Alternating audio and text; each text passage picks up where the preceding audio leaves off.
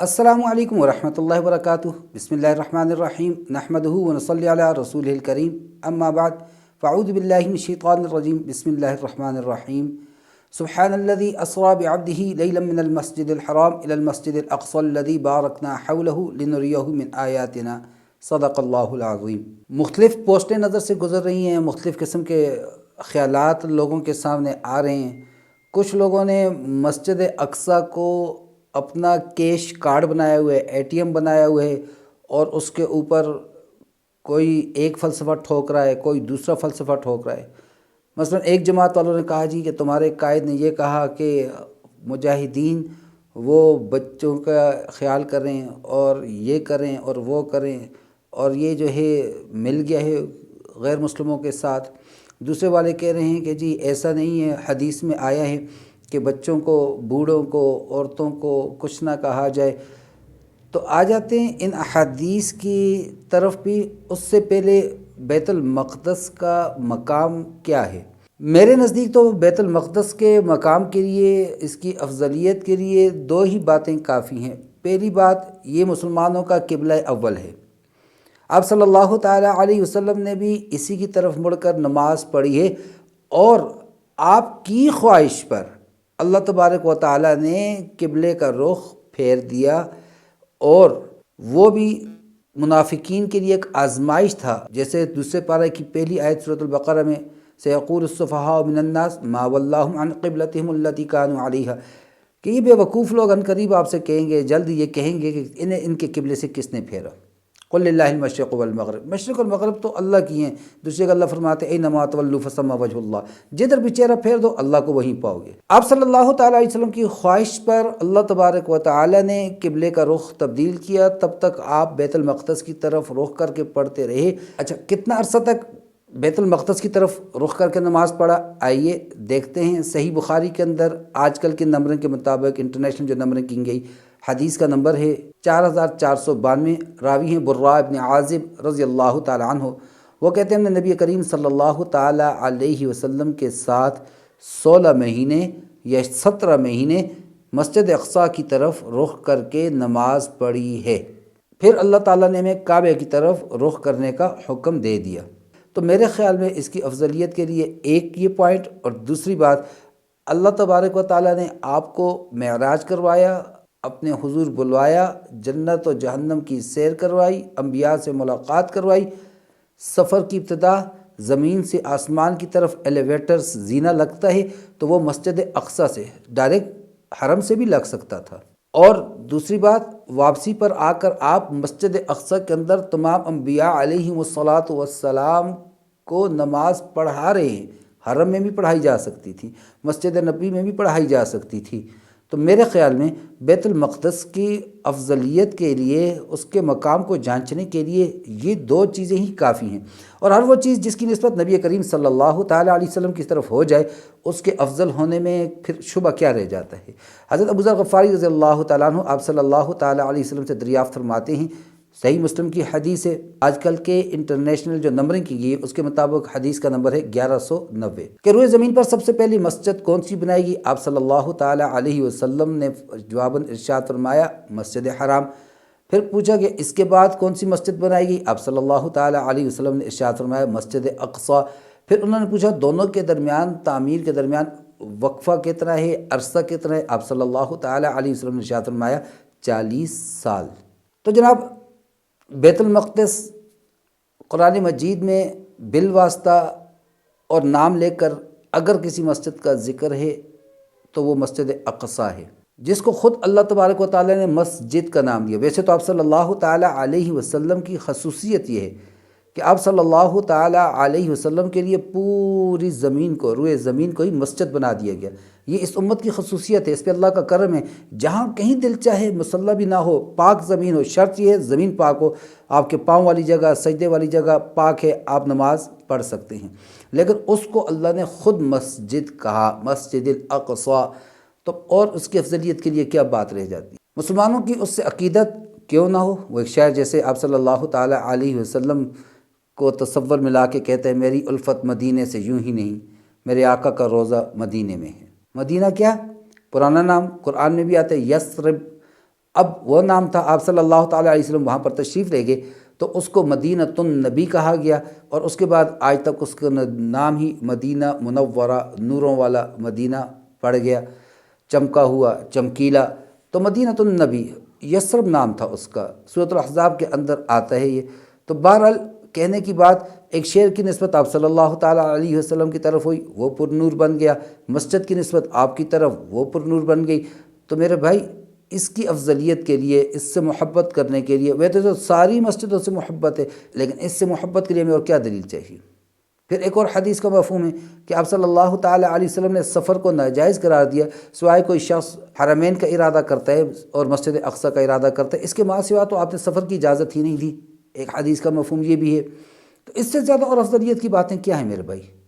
پھر فلسطین وہ جگہ ہے جو مسکن ہے انبیاء علیہ الصلوۃ والسلام کا مسکن ہے، جو مسکن ہے مجاہدین کا، جو مسکن ہے اسلام کی حمایت کرنے والوں کا، اسلام کی مدد کرنے والوں کا۔ حضرت موسیٰ علیہ الصلوۃ والسلام کو اللہ حکم دے رہے ہیں، قوم کو لے کے جاؤ ارض المقدسۃ التی کتب اللہ لکم، وہاں پر لے کر جاؤ، اور وہاں پہ قوم عمالقہ رہ رہی ہے، ان کے ساتھ لڑائی کرو، ان کو نکالو۔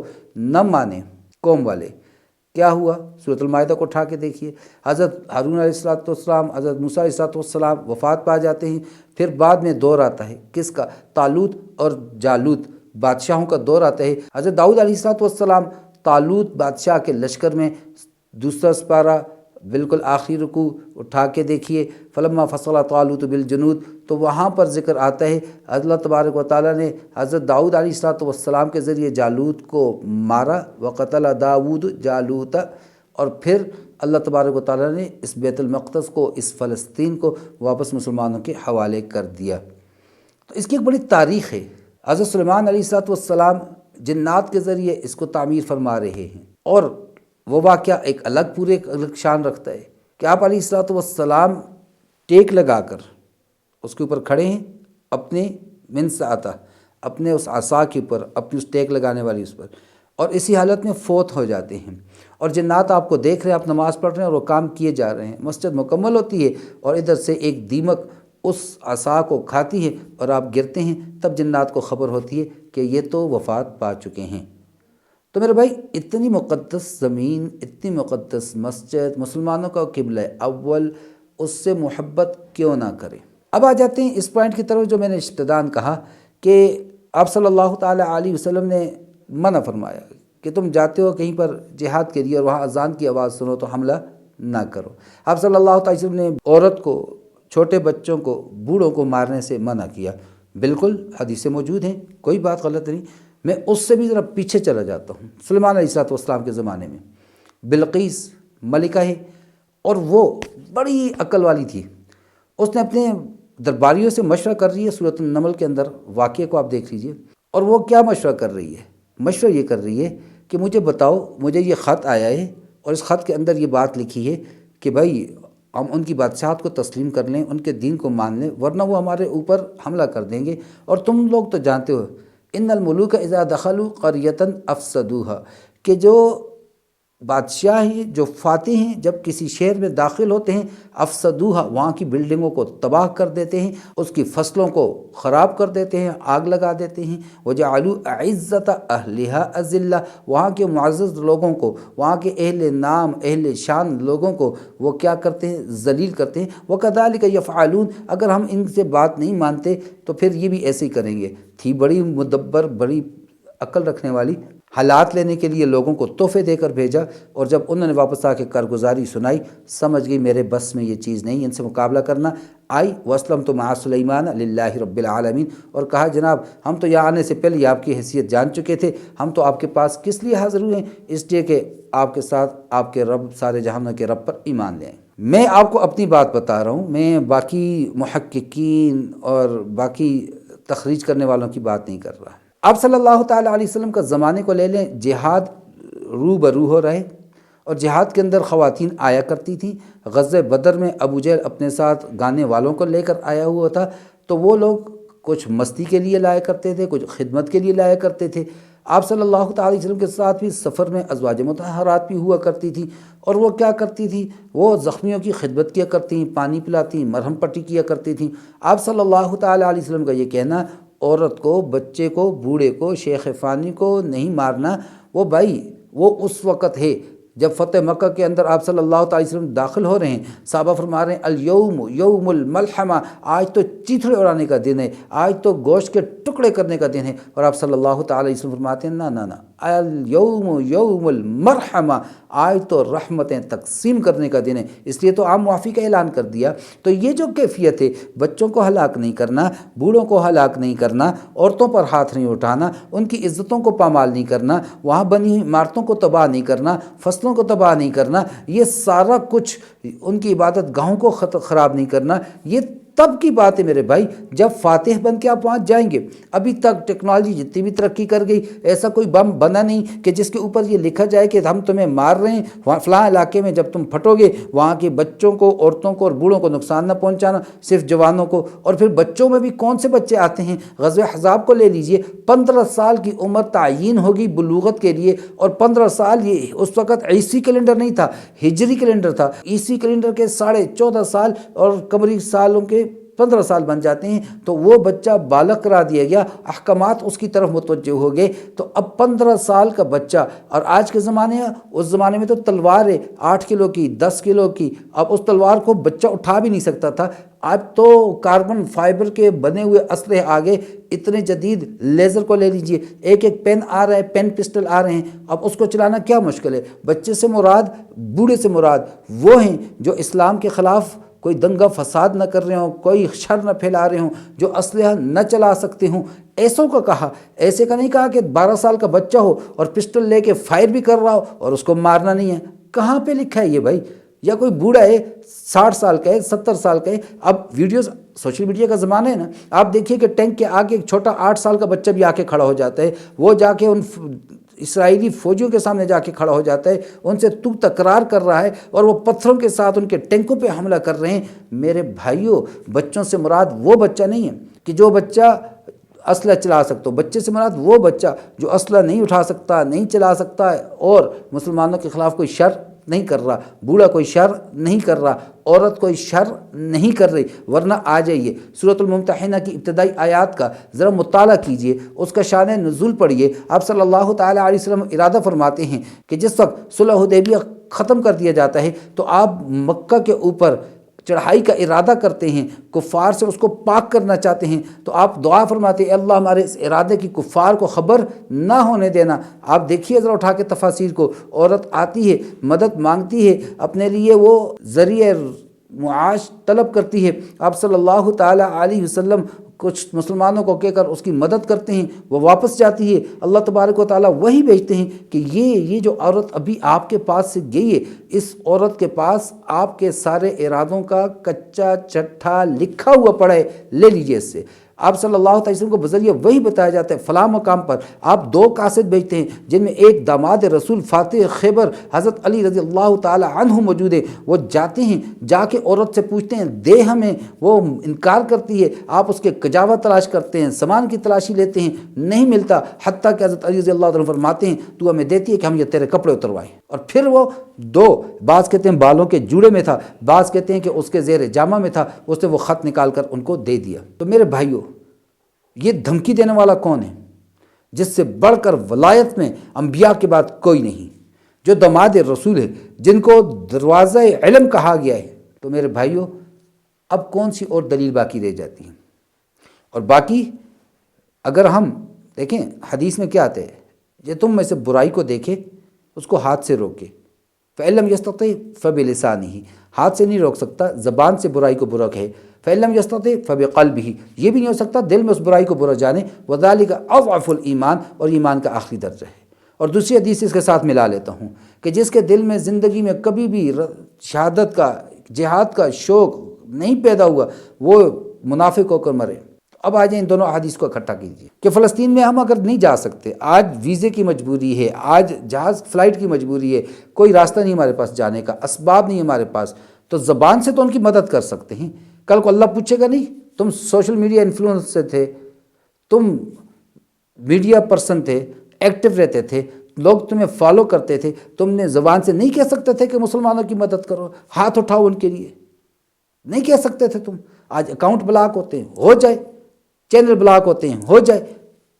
یا ایھا الذین آمنوا ان تنصروا اللہ ینصرکم، اے ایمان والو تم اللہ کی مدد کرو گے، اللہ کے دین کی مدد کرو گے، اللہ کے رسول کی مدد کرو گے، ینصرکم، اللہ تمہاری مدد کرے گا، ویثبت اقدامکم، اور تمہیں ثابت قدمی عطا فرمائے گا۔ تو میرے بھائیو، اگر تو فلسطین کے مجاہدین کی مدد نہیں کر سکتے، بالفعل جا نہیں سکتے، مالی امداد نہیں کر سکتے، اور آخری درجہ تو ہے نا، ہاتھ تو اٹھا سکتے ہیں، دعا تو کر سکتے ہیں، قنوت نازلہ تو پڑھ سکتے ہیں، ہم کفار کے خلاف بد دعا تو کر سکتے ہیں۔ آج کل ایک انٹرویو دیکھ رہا تھا کہ ایک فلسطینی آدمی کہتے ہیں ہمیں پوری دنیا سے امیدیں ہماری کٹ جاتی ہیں، ہماری نگاہیں پاکستان سے، پاکستان کے مسلمانوں سے ہماری نگاہیں نہیں ہٹتی۔ اور حدیث کیا کہتی ہے؟ مسلمان کجسد واحد، ایک جسم کی مانند ہیں، ایک عمارت کی طرح ہیں، جسم کے ایک حصے میں درد ہوتا ہے، دوسرے حصے میں بھی درد ہوتا ہے۔ تو میرے بھائیوں، آج فلسطینیوں کو ہماری مدد کی ضرورت ہے، جانی مدد، مالی مدد، دعاؤں میں ان کو یاد کرنا۔ یہ نہیں کر سکتے تو خدا را اپنی سیاست کی دکانیں اس پر نہ چمکائیے، میرے لیڈر نے یہ بیان دیا، اس کے لیڈر نے یہ بیان دیا، تمہارے لیڈر کی یہ غلطی، میرے لیڈر کی وہ غلطی، خدا را ایسا کام نہ کیجیے۔